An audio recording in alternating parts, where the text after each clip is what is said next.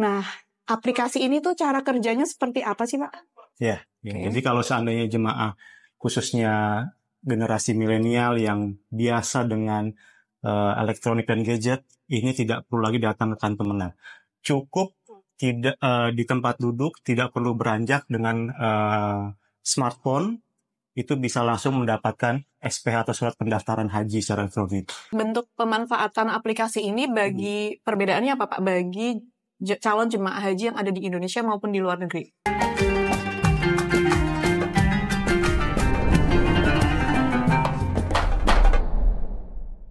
Assalamualaikum warahmatullahi wabarakatuh. Nama Allah, jumpa lagi dengan saya, Amnia Salma, di podcast Bicara, Bincang Haji dan Umroh. Tahun ini, Kementerian Agama telah melakukan inovasi berupa aplikasi pendaftaran haji bagi calon jemaah haji secara online, di mana pemanfaatannya bisa dilakukan oleh seluruh warga negara Indonesia, baik yang berada di dalam negeri maupun di luar negeri.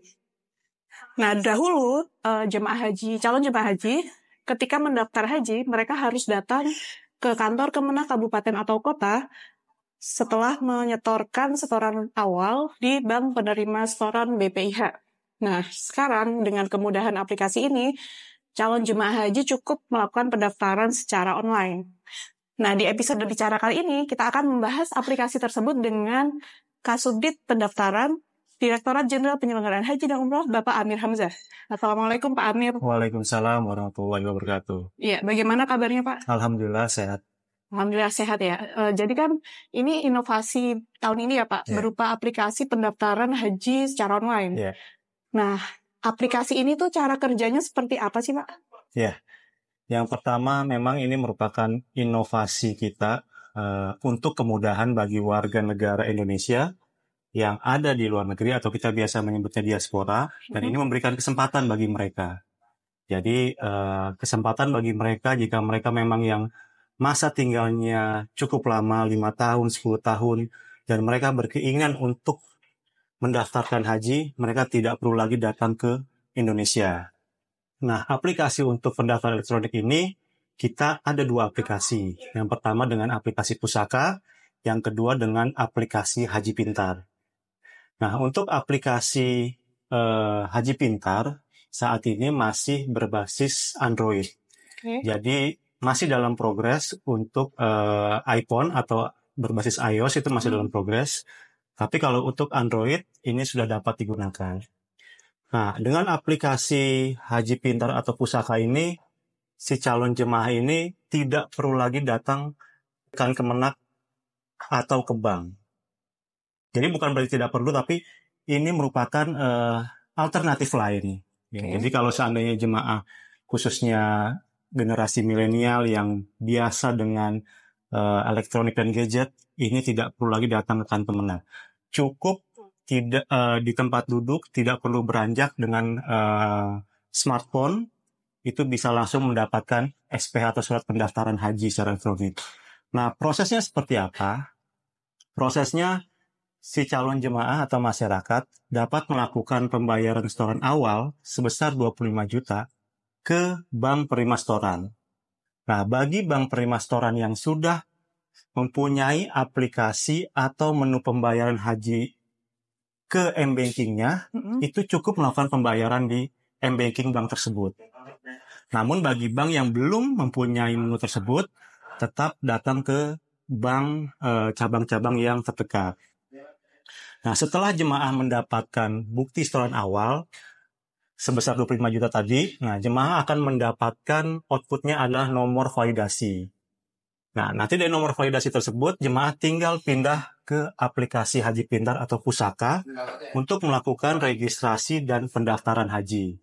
Nah, nanti tinggal ikuti aja tahapannya, karena nanti di aplikasi akan dituntun mulai dari pembuatan akun sampai dengan nanti proses pendaftarannya.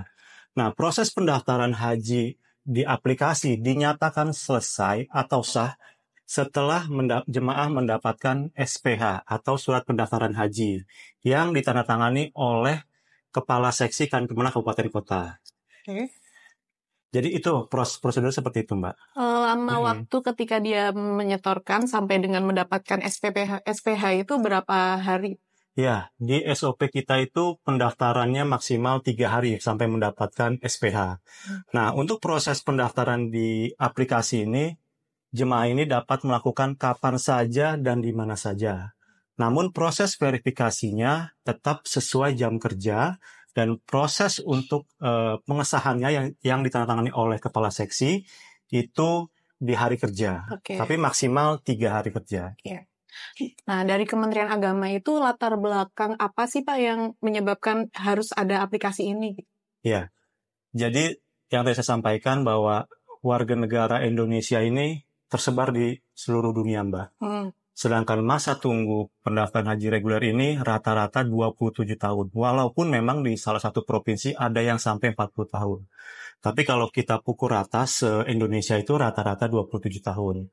Nah, dengan panjangnya masa tunggu dan kita melihat potensi-potensi dari generasi muda yang berkeinginan untuk mendaftarkan haji, secara finansial sudah ada, secara niat sudah ada, namun mungkin secara waktunya yang belum ada, entah kesibukan, entah di luar negeri.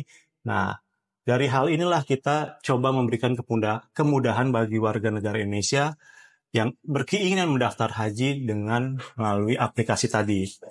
Jadi, bagi masyarakat yang di mana saja, ya kan, ketika sudah punya niat, sudah punya finansial yang cukup untuk pembayaran awal, dapat segera melakukan pendaftaran dengan aplikasi Haji Pintar atau Pusaka. Oke, bentuk pemanfaatan aplikasi ini bagi perbedaannya apa Pak? Bagi calon jemaah haji yang ada di Indonesia maupun di luar negeri? Sebenarnya pemanfaatannya hampir sama, Mbak ya. Jadi prosesnya juga hampir sama, cuma memang ada sedikit perbedaan di luar negeri. Kalau di luar negeri ini, kalau si jemaah atau masyarakat ini sudah mempunyai rekening yang banknya sudah mempunyai layanan m-banking untuk pembayaran setoran awal, ini tidak perlu lagi untuk melakukan registrasi di banknya. Tapi kalau dia belum punya dan ternyata di luar negeri belum ada layanan bank yang membuka pembayaran setoran awalnya, ini agak sedikit kita masih dalam progres. Jadi kita masih dalam progres, kita berharap kepada semua bank BPSBP untuk segera melaunching pembayaran setoran awal dengan m-bankingnya, dengan aplikasinya. Nah, kalau di Indonesia, kalau tadi saya sampaikan, kalau memang masyarakat ini ternyata tidak punya rekening bank yang bisa membuka dengan pembayaran setoran awal dengan m-banking, itu tetap bisa ke bank secara konvensional. Tetap datang ke bank, ke teller, bayar 25 juta.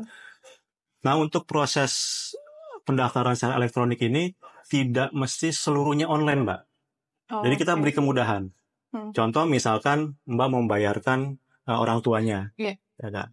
Nah, Mbak bisa pakai m-banking, ya kan? Tapi orang tuanya ternyata nggak pengen pakai smartphone karena mungkin takutnya namanya orang tua, khawatirnya dianggapnya tidak sah lah kalau daftar haji. Nah, itu bisa datangkan ke Kemenak dengan membawa tadi bukti setoran awal tadi.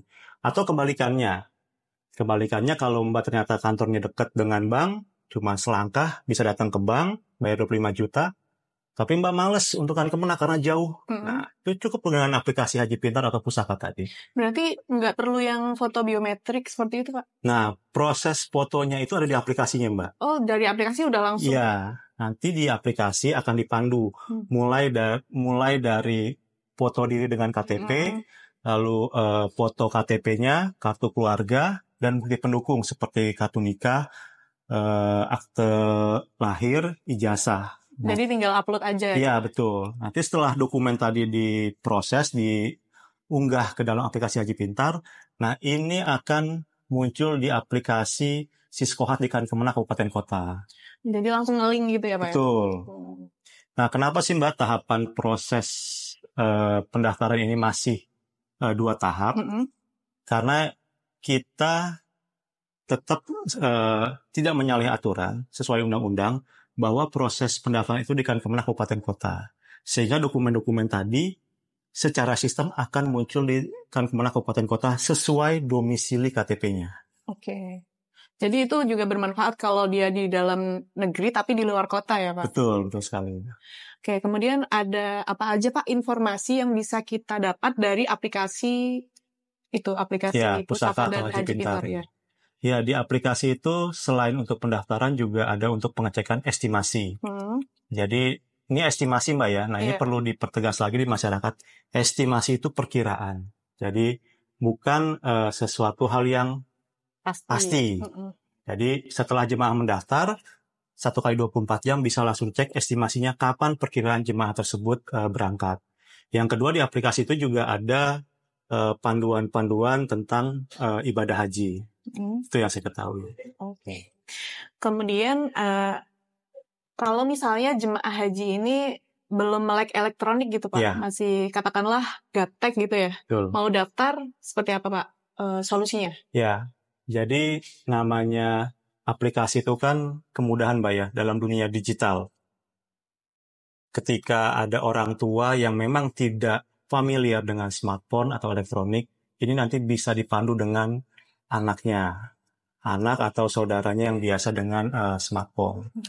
Yang disampaikan, kalau ternyata si orang tua ini tidak kesulitan untuk berjalan jauh, namun juga tidak biasa dengan smartphone atau dengan aplikasi yang ada di handphone, nah ini dapat dibantu nanti dengan keluarga atau anaknya. Jadi cukup mudah Mbak, tidak menyulitkan. Kalau memang tadi saya sampaikan setelah melakukan pembayaran tidak perlu lagi ke bank, nanti si anaknya bisa memprosesnya di handphonenya. Setelah nanti pembayarannya selesai, nanti si anaknya juga yang akan menuntun si tadi orang tuanya untuk melakukan pendaftaran di aplikasi. Oke. Terus apa saja bentuk sosialisasi yang sudah dilakukan oleh Subdit Pendaftaran terkait dengan inovasi aplikasi pendaftaran haji secara online? Ya, kita sudah melakukan sosialisasi mulai dari dalam negeri, dari dalam bentuk secara digital sampai ke luar negeri. Jadi ketika proses pendaftaran ini sudah di-launching, itu kita sudah melakukan sosialisasi ke kanwil-kanwil provinsi. Jadi kita berharap supaya teman-teman kanwil provinsi ini menjadi agen informasi di daerahnya masing-masing. Lalu yang kedua, kita juga sudah membuat video terkait dengan layanan pendaftaran secara elektronik. Bagaimana tutorialnya, bagaimana alur prosesnya. Yang terakhir, kita sudah sosialisasi ke luar negeri. Bahkan kita terakhir itu sosialisasi ke Arab Saudi, yang dimana orang tinggal selangkah lagi untuk daftar haji. Ternyata antusiasnya banyak. Dan saya sempat dapat masukan dari Konsul Haji Pak Nasrul Jasam. Ternyata banyak bagi warga negara kita yang di sana itu sebenarnya tetap berkeinginan untuk berangkat dari Indonesia dengan keluarganya. Padahal sudah di Arab Saudi ya Pak ya? Betul. Dan ternyata ada juga bagi warga negara Indonesia di sana yang memang tidak punya kesempatan waktu untuk pergi haji karena memang waktu dan pekerjaan. Seperti itu. Dan memang terkait dengan proses perizinannya juga di Arab Saudi. Oke. Jadi dengan hadirnya aplikasi ini cukup memudahkan masyarakat ketika mereka ingin mendaftarkan haji gitu ya? Betul sekali Mbak. Oke, terakhir nih Pak. Pesan Bapak kepada calon jemaah haji Indonesia terkait dengan inovasi ini. Iya. Jadi inovasi ini merupakan kemudahan dan merupakan layanan bagi warga negara Indonesia yang di luar negeri ataupun yang memang sedang bertugas yang jauh dari domisili yang sesuai KTP-nya. Dan target kita memang supaya juga kemudahan bagi generasi milenial atau generasi Gen Z yang kita menyebutnya sekarang yang sudah mempunyai niat, sudah mempunyai finansial, tapi waktunya yang belum ada. Nah, kita berharap bagi generasi-generasi tadi dapat melakukan proses pendaftaran dengan aplikasi Haji Pintar. Dengan fasilitas ini semoga dapat dimanfaatkan dengan baik oleh masyarakat di seluruh dunia, khususnya bagi warga negara Indonesia. Nah, oke, terima kasih Pak Amir atas penjelasannya terkait inovasi aplikasi pendaftaran haji secara online. Dengan adanya aplikasi ini cukup memudahkan semua pihak ya untuk mendaftar haji. Dan Allah demikian podcast Bicara, Bincang Haji dan Umroh. Jangan lupa ya, kalau sudah mampu untuk mendaftar haji secara online karena lebih mudah. Demikian dari kami. Wassalamualaikum warahmatullahi wabarakatuh.